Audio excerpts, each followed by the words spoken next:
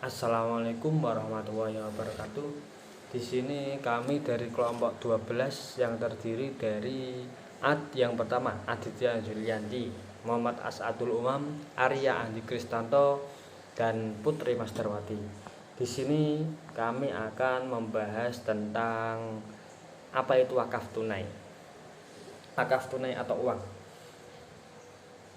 Yang kita bahas mulai dari pengertian wakaf tunai, syarat dan hukum wakaf tunai, sejarah wakaf tunai, pengelolaan wakaf tunai, dan implementasi pemanfaatan dana wakaf tunai untuk kemaslahatan umat.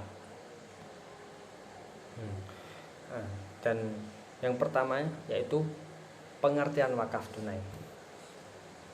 Wakaf tunai adalah wakaf yang dilakukan seseorang atau kelompok, lembaga, atau badan hukum dalam bentuk uang tunai.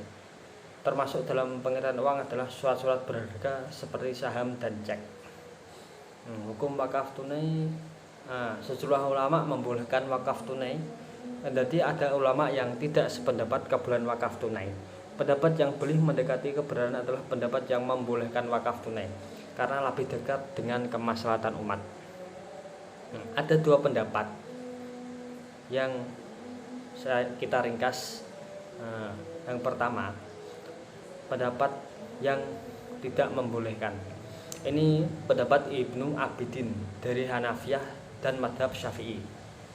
Diriwayatkan dari Abu Bakar Al-Husaini Kifayat Al-Ahyar halaman 412. Ibnu Abidin berkata, wakaf tunai dengan dirham merupakan kebiasaan yang berlaku di masyarakat Romawi, bukan dalam masyarakat kita.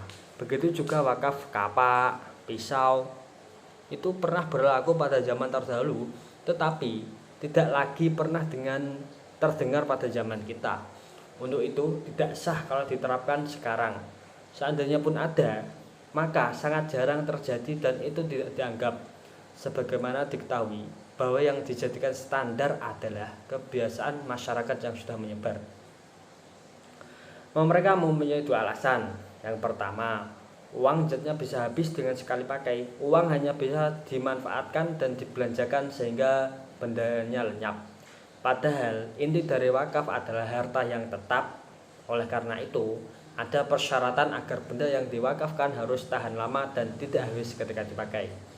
Dan yang kedua, uang diciptakan sebagai alat tukar, bukan untuk ditarik manfaatnya dengan mempersewakan jatnya.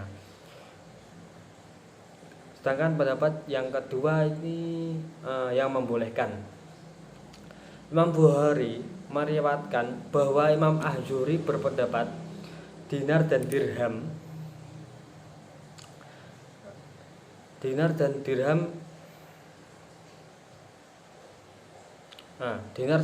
keduanya mata uang yang berlaku di Timur Tengah, boleh untuk diwakafkan.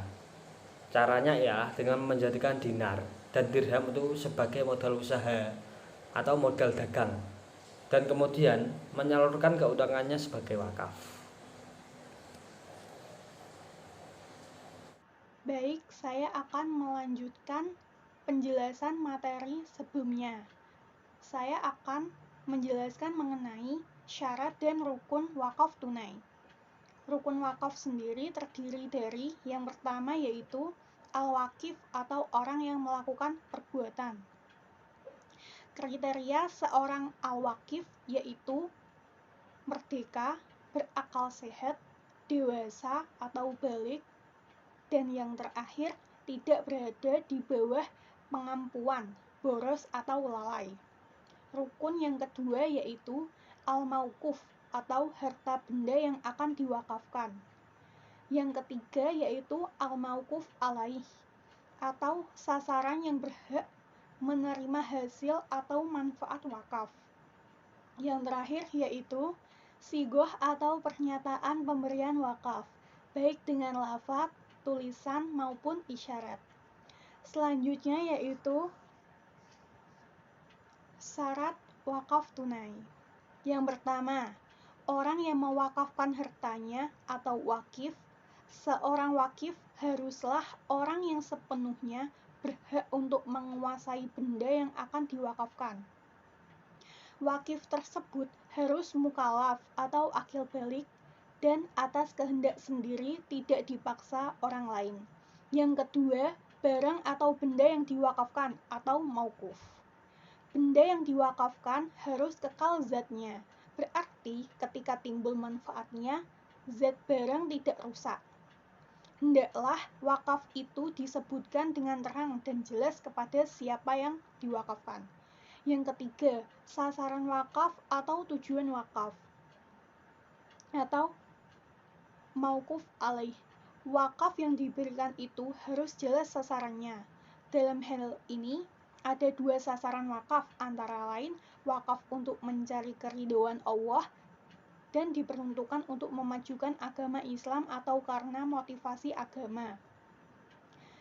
Dan wakaf untuk meringankan atau membantu seseorang atau orang tertentu bukan karena motivasi agama, atau membantu seseorang tertentu bukan karena motivasi agama selama hal itu tidak bertentangan dengan kepentingan agama Islam. Yang keempat yaitu pernyataan ikrar wakaf atau sigot. Ikrar wakaf dinyatakan dengan jelas, baik dengan tulisan maupun lisan. Dengan pernyataan itu, maka lepaslah hak wakif atas benda yang telah diwakafkannya. Yang kelima, tunai tidak hiyar, karena wakaf berarti memindahkan milik waktu itu, saat itu juga. Selanjutnya, saya akan menjelaskan tentang sejarah wakaf tunai. Sejarah wakaf tunai. Perilaku sejenis wakaf telah dikenal oleh manusia sebelum Islam datang. Contoh yang paling nyata dari adanya praktik wakaf sebelum Islam adalah dibangunnya Ka'bah al-Musyarrafah oleh Nabi Ibrahim alaihissalam. Hanya saja, dalam perjalanan waktu, Ka'bah pernah digunakan sebagai tempat penyembahan berhala, padahal sebelumnya adalah tempat beribadah kepada Allah. Jika praktik wakaf telah dikenal sebelum Islam, maka yang membedakannya dengan wakaf dalam Islam adalah bahwa praktik wakaf yang diamalkan masyarakat jahiliyah dilakukan semata-mata hanya untuk mencari prestise atau kebanggaan.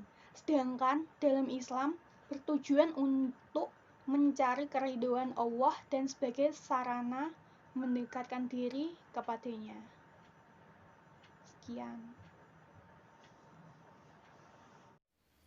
Yang selanjutnya adalah sejarah wakaf tunai. Dalam sejarah Islam, wakaf dikenal sejak masa Rasulullah SAW karena wakaf disyariatkan pada tahun kedua Hijriah. Ada dua pendapat yang berkembang di kalangan ahli jurisprudensi Islam atau fuqaha tentang siapa yang pertama kali melaksanakan syariat wakaf. Menurut sebagian pendapat ulama mengatakan bahwa yang pertama kali melaksanakan wakaf adalah Rasulullah SAW, yaitu wakaf tanah milik Nabi SAW untuk dibangun masjid. Sebagian ulama menyatakan bahwa yang pertama kali melaksanakan syariat wakaf adalah Umar bin Khattab. Yang selanjutnya adalah pengelolaan wakaf tunai.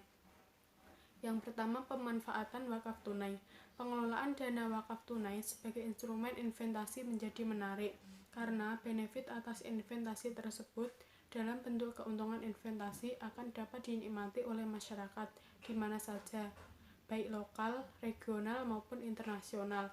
Hal ini dimungkinkan karena benefit atas investasi tersebut berupa cash yang dapat ditransfer ke beneficiary maupun di seluruh dunia.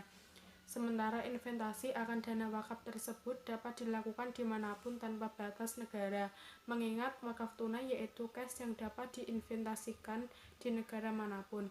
Dana wakaf yang dapat digunakan untuk mendukung berbagai aktivitas, baik di bidang pengadaan social good maupun private good.